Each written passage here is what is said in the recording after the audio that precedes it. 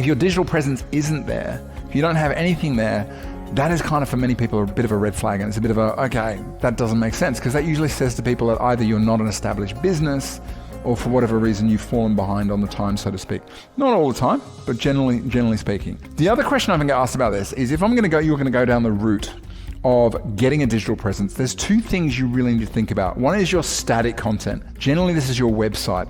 I say static because it tends to be one that you will update on a less regular basis. And to be frank, if you're going to go down the route of getting a good website, the best thing I can say is get someone who can write the copy for you and work with you to write it, because to be honest, it's a skill set in itself, and it's almost diametrically opposed to what most of you do, which is more about analysis and information. But the other question I often get asked is about content marketing. Now, whether we're talking about videos or blogs or audio, the key question I get asked is, can I outsource production? And I'll be honest with you, we outsource much of the production of our content, but there's one thing we don't outsource, and that is the IP.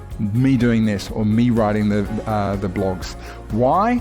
Because this is what I do. This is my expertise. This is also me putting forward to the world that this is what I love, this is what I know about, and this is what I consider myself to be knowledgeable about, and this is how I help people. And generally, for you to go out and find somebody who can produce this kind of content, you've got to find someone who knows as much as you do and who is good at writing content.